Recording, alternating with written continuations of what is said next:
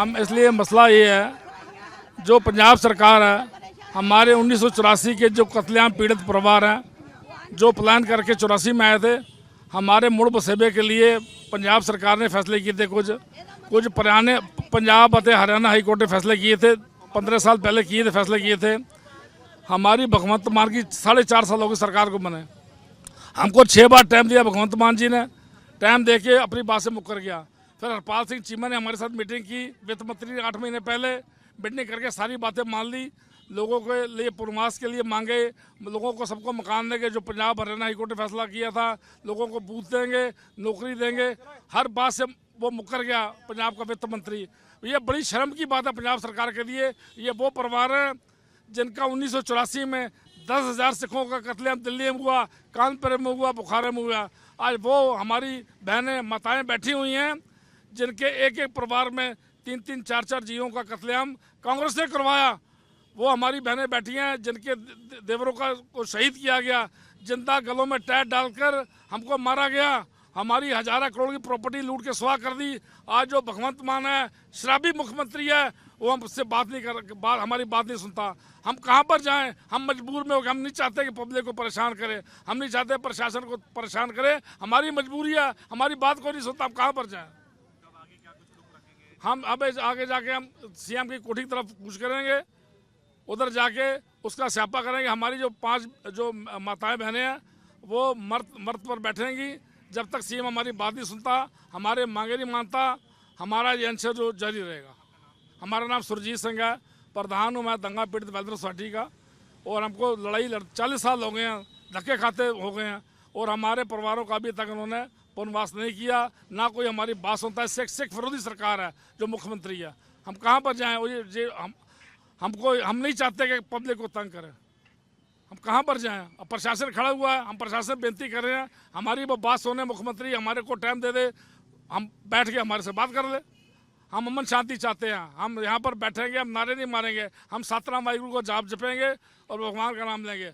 हम सब्र से बैठे हुए, हम कोई अहिंसा करने वाले नहीं हैं। हमारी 65 साल की उम्र है, कोई 100 साल का, कोई 80 साल का, कोई 90 साल का। कोई माताएं बहनें हमको झगड़ा करने वाले नहीं हैं। हम हाथ जोड़ के पुलिस वालों से बेनती करते हैं कि भाई हमारी मुख्यमंत्री तक बात बचाइए, हमारा मुख्यमंत्री हमसे मीटिंग कर ले, हमारे मसले हल कर दे। हमारी लड़ाई कोई नहीं है, हम नहीं चाह अपने हक के लिए बैठे हुए हैं। देखो, सबसे पहली बात तो ये है कि खुशी से कोई भी घर से बाहर नहीं निकलता, और इतनी गर्मी में, ठीक है। और मैं हूँ, मेरा 5 घंटे का ऑपरेशन है। मेरी यहीं पे इसी सड़क पे मेरी पुलिस वालों ने मेरी कमर की हड्डी तोड़ दी थी। मेरा ऑपरेशन हुआ है। मेरे को डॉक्टर ने बोला कि घर से बाहर नहीं जाना, लेकिन मेरी मजबूरी है। मैं अपने लोगों की लड़ाई 40 साल से लड़ रही हूँ, आगे भी लड़ूंगी। और यहाँ से या तो जिंदा जाऊँगी वापस, या मेरी लाश जाएगी, या हमारे लोगों के मसले हल होंगे। हमारे मसले हैं, जो पिछली सरकार थी, अकाली दल और भाजपा की सरकार थी, उन्होंने हमारे कुछ फैसले किए थे, कुछ पंजाब हरियाणा हाई कोर्ट के फैसले हैं, हम वो लागू करने के लिए कह रहे हैं। हम और नया कुछ भी नहीं मांग रहे इनसे। 4.5 साल हो गए, 4.5 साल में 6 बार हम इसकी कोठी पे आए। हमें लिखती रूप में टाइम देते हैं, मीटिंग करके बुला लेते हैं, और आगे आके हमें पुलिस के साथ, पुलिस आके पूरा धक्का करके हमारे बेटियों को, हमारी कई बार चुन्नियाँ उतरी, हमारे कई बार कपड़े पाटे, हमें सड़क से घड़ीस के गाड़ी में डाल के थानों में बंद कर दिया जाता है। सारा दिन शाम को छोड़ दिया जाता है। हाँ, और फिर लास्ट इसने आज से 3 महीने पहले, 4 महीने पहले यहीं पे हमने धरना दिया, और यहाँ से फिर हमें पुलिस ने बहुत हमारे साथ जो सलूक किया वो बता नहीं सकती। मेरा 4-5 घंटे का मेरा ऑपरेशन पुलिस की वजह से हुआ। उन्होंने मेरी कमर की हड्डी तोड़ी। हमारी मांगे हैं, सबसे पहली मांग है हमारी कि जितने भी पंजाब में हमारे बहन भाई बैठे हैं, जिनके रेड कार्ड बने हैं, उनको मकान दो। सबसे पहले देखो, ये सरकारों की बनता है, हक बनता है कि जो भी उजड़ के, हमने कोई शराब पी के अपना नहीं उजाड़ा, हमने कोई नशा करके नहीं उजाड़ा। हमारे साथ तो हमें तो कांग्रेस ने उजाड़ा। हम उस टाइम लाखपति थे, मेरी फैक्ट्री थी, मेरा घर था, मेरे 2 जिंदे देवर मेरी आंखों के सामने जलाए गए, मेरे घर वाले की कमर की हड्डी तोड़ दी गई, और 35 साल बेड पे रहे, फिर उनकी डेथ हुई है। और उसके बाद देखो, ये हमारी बहन है, इनके घर वाले की मौत हो गई, ये बैठे हैं, इनके घर वाले वो बैठे हैं, उनका घर वाला मर गया, ये बैठी है, इसका घर वाला मर गया। हमने किसी का क्या बिगाड़ा था, हमारा कोई कसूर नहीं था। लेकिन चलो जो हुआ, अब पंजाब सरकार का फर्ज बनता है कि हमारे मुड़ बसेवे का काम इसने करना है। फिर हम इससे कोई नई चीज़ नहीं मांग रहे। एक तो सारे पंजाब में जो भी रेड कार्ड होल्डर रहते हैं उनको मकान दो, जो हमारे पढ़े लिखे बच्चे जो हैं दर दर की ठोकरें खा रहे उनको नौकरी दो, जो हमारे रेड कार्ड नहीं बने उनके रेड कार्ड बनाओ, जो हमारे 5-5 लाख रुपया सेंट्रल सरकार मोदी सरकार ने दिल्ली में दिया वो पंजाब सरकार यहाँ के पीड़ित परिवारों को भी दे। और उसके बाद हमारे जो रेड कार्ड नए बनेंगे उस पर भी सारे लोगों को मकान दिए जाएँ, क्योंकि हमारे छोटे छोटे हमें LIG MIG के घर दिए गए हैं। 3-3 बच्चे जिनकी शादियाँ हो गई आज उन पे गुजारा नहीं हो रहा है, वो किराए पे धक्के खा रहे हैं। हम अपने से तो कोई चीज़ छोड़ के नहीं आए।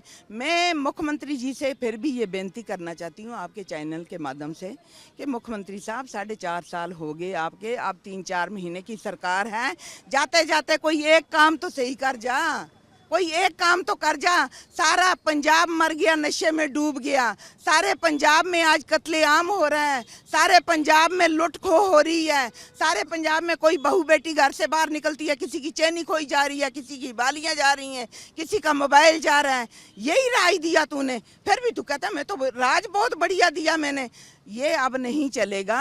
अब और लोगों की तो मैं कुछ कह नहीं सकती। हमारे पंजाब में, पूरे पंजाब में 25,000 परिवार हैं।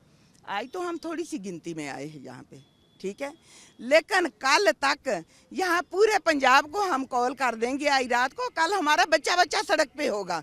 भगवंत मान कितने पे लाठी चार्ज करवाएगा, कितनों को अंदर करेगा, कितनों को यहाँ से खदेड़ेगा, उसको सब कुछ देना पड़ेगा और उसको दे के ही जान छूटेगी। बिल्कुल, हमारी ये जो 5 बीबियां हैं ये भूख हड़ताल पे हम बैठ गए हैं और अब हमारी भूख हड़ताल या तो हमारी मांगें पूरी होंगी तब ख़त्म होगी, या फिर हमारी लाशें जाएंगी तब ख़त्म होगी, नहीं तो ऐसे हम उठेंगे नहीं।